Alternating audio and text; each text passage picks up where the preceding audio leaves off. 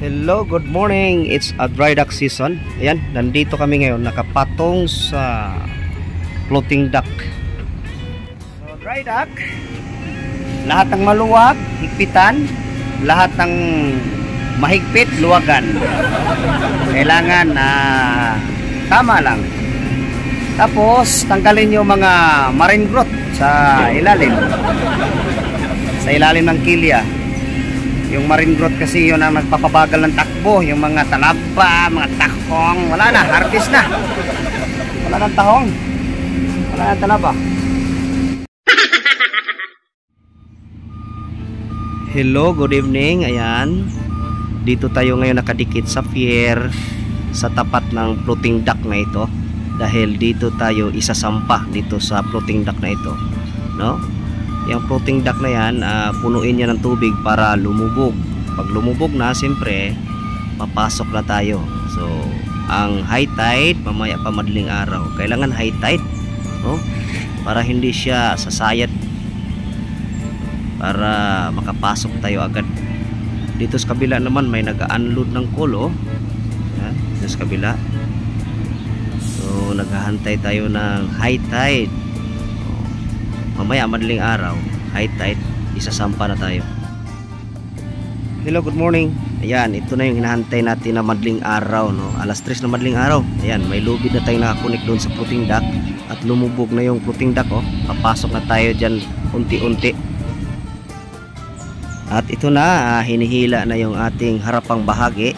At siyempre, dahan-dahan lang yung ating pag-area ng ating lubid sa may hulihan. Ayan, unti-unti tayong humihiwalay sa pier.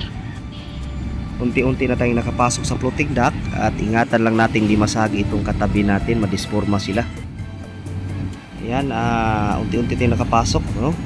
Isang dangkal lang talaga yung clearance, no? Sa ating pagpasok dito sa katabing tugboat na nakabaradero rin, no? Pagkatapos maitapat ito, bubumbahin yung tubig sa floating dock at ayun, sampa na tayo. At ito na, tumapat na tayo sa ating docking plant at unti-unti nang binubumba yung tubig para umangat itong floating dock. It's a dry dock season. Ayan, nandito na kami ngayon, nakapatong sa floating dock. Ayan, so sa isang floating dock, tatlo ang nakapatong, no? Dalawang tugboat at isang ro-ro passenger vessel. Ito yung sa amin, no?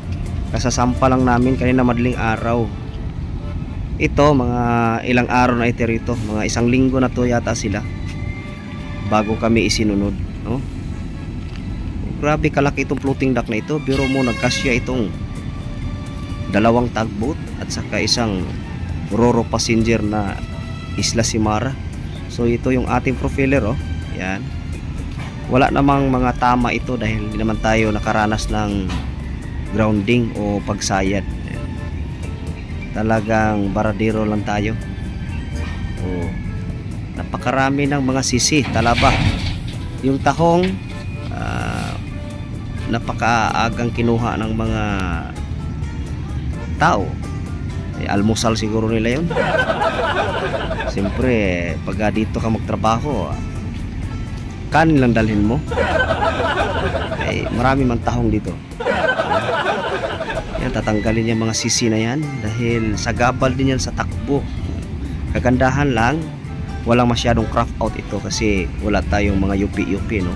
Pag may mga yupi-yupi kasi tatanggalin talaga yun. Di yan po pwede. Di yan papasa sa inspection sa marina. Yung ating cooling system, okay pa naman yung ating cooling system, no? Yung sensor kaya ng ating kuwan, yung malaman natin yung lalim, yung patometer natin, titingnan natin mamaya kung saan banda yung sensor.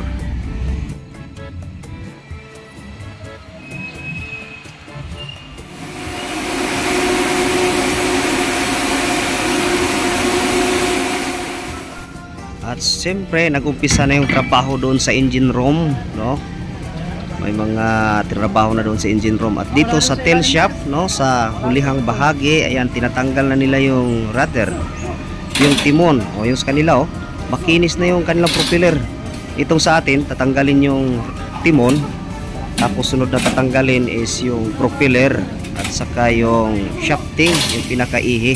Dalhin yan doon sa workshop.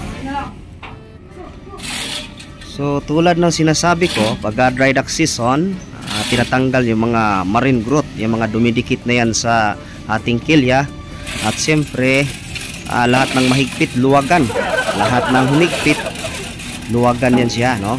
At siyempre lahat ng lumuwag higpitan. Advisable talaga na bunutin niya ang timon, ihe, propeller, at siyempre mga makina kung may problema, lahat yan trabahuin yan. Ayan, natanggal na yung mga timon. Ang sunod tanggalin yung propeller na, oh. Bubunutin yung pinaka-ihi, yung pinaka-shafting. At ngayon, ayan, tinatanggal na yung ating propeller nut, no? Pinaka-nut ng ating propeller. Kita mo? Nut pa lang yan ng tagbo. Kasing laki na ng ulo ng tao. Lalo na siguro yung mga malaking barko, lalaki ng mga nut nila, oh. Ayan, nabunot na. Oh. Ba? Nagtanong ako kanina sa kanila kung magkano paggawa ng ganyan. Ano daw, kulang-kulang kalahating milyon daw yan. Napakainit sa mata nito dahil tanso kasi ito. Magputol ka ng tanso tapos pupumahin mong ganyan doon sa shop, no? Lalagyan ng thread. Itong isa, doon na siguro sa shop nila ito tatanggalin. Yan. Bubunutin na itong buong ihi na ito.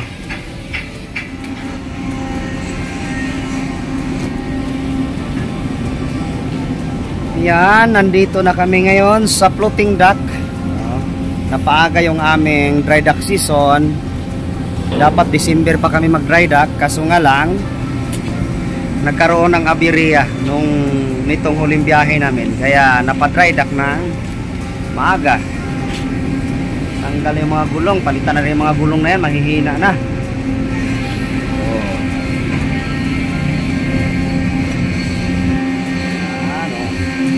Dito kami sa floating dock.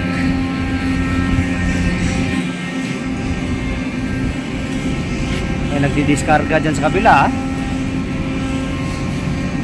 Mga ano siguro, mga first week ng December, tapos na yung aming dry dock season. Kung hindi kami na dry dock, mga second week ng December, dry dock rin kami. Kasi magre-renew kami ng documents. Napaaga lang.